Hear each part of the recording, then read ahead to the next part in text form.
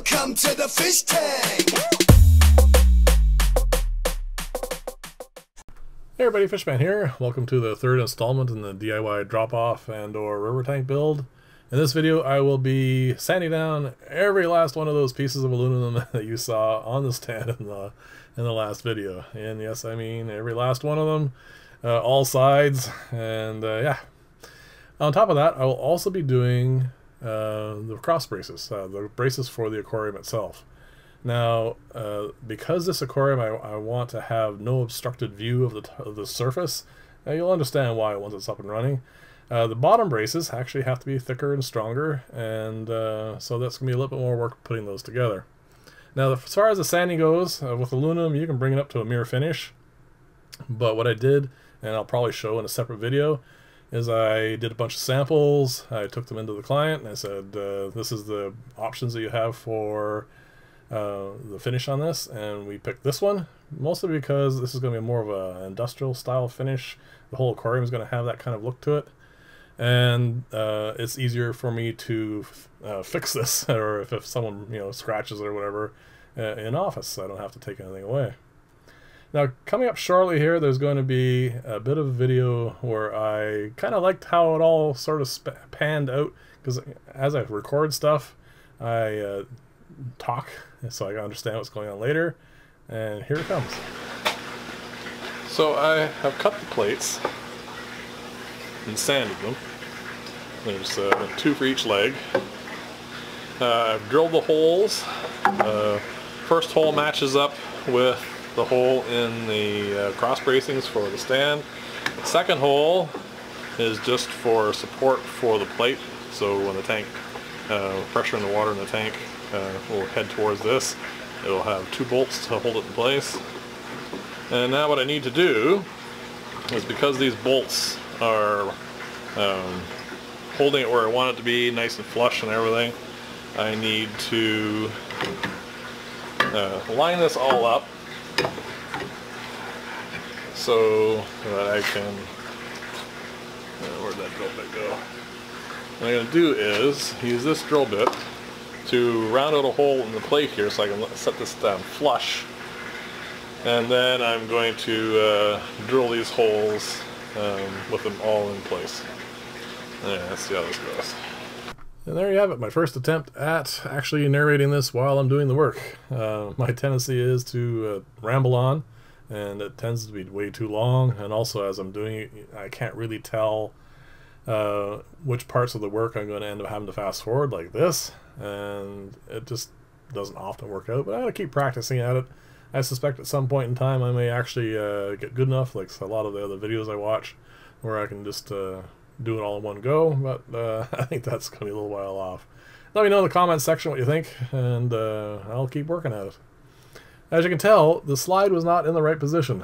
I had to undo everything and move everything down so I had enough travel so I can put the piece in and drill all the holes and have everything where I need it to be.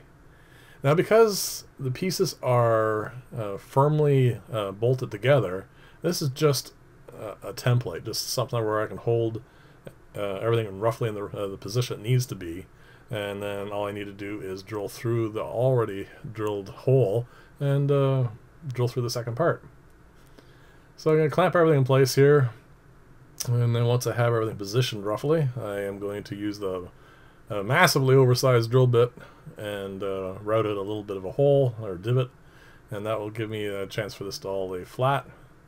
And then the plan is to drill through the entire piece in one go. But unfortunately, I forgot that my milling machine here does not have enough vertical travel to drill through 2 1/4 inches of material, and well, you have to go a little further, obviously, so 2.5 inches altogether. It just doesn't have it, so I haven't figured that part out yet. So what I'm doing here is I'm gonna make the divots. The reason why I'm drilling them as large as they are, it just gives me a bit of free play, so I don't have to worry about trying to be accurate as far as the placement of the hole, as long as it's ballparked. It gives me enough variation in the hole that I can still hold everything exactly where it needs to be. So what I have to do when it comes to drilling all the way through is, because this is not being, like I said, it's a template. It's not not being bolted down as, or clamped in place, I should say, as it is when I have the big vise, and so I can't flip things over and have an accurate positioning for the second side of the hole. I have to actually go through all from one side. So what I'm going to do is, once I drill through the first half, I'm going to loosen the column clamp, and I'm going to lower it, and then tighten everything back up while the bit is still in the hole, making sure it's still centered, and then drill through the other side, and that way everything is exactly as it should be. Now, doing it this way makes it way more accurate than it needs to be. There's no real necessity for this plate to be in such an accurate position.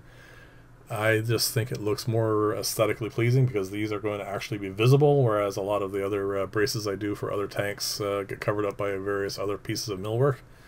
This is going to be out in plain view, so what I want it to do, I wanted to make sure, as you can see in the corners there, the corners match up perfectly. All the holes are where they should be, so you don't have a hole that's kind of askance, which makes it kind of look odd. There you go, I'm just figuring out that I can't go all the way through. So that way it all looks the way it should be, because a piece of work like this is, the stand is almost as important aesthetically as the aquarium itself is. So you got to keep everything as it should be. Alright, we're going to drill through the first part. I have to make sure it's centered. And then, as I said before, I will loosen the clamp, lower down, there we go, lower down the head, make sure it's in the center, tighten everything down, and then I'll drill through the second side. Now I'll have to do that for each of the other legs, and then of course, yeah, I have to raise the head back up and take the piece off, and then there you go, one done. I'm doing each of these one at a time for a very important reason, because each of these legs, even though these four here are the same length roughly, they've all been leveled now for the location they're going to go in the office where they're going to go. And so they actually are all marginally different, and I need to make sure they can be kept in the exact same position as they came off in, so that I don't end up with a tank that's not fully supported, and more importantly, or actually maybe not more importantly, just as importantly, that is as level as possible.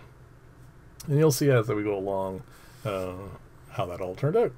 Now, the reason why you didn't get to see me sanding each and every one of these and marking everything off and putting a level on and going through that whole process is because when I had to do that at the office, there was no chance for me to film. It's an office. I had lots of stuff going on that day, and therefore I really didn't have much chance of filming.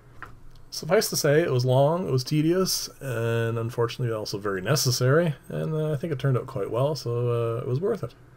And unfortunately now, because a lot of this work, actually all the remaining work will be needed to be done at the office, you're going to have some more gaps. Hopefully not too many, so you'll get to see a lot of this being done.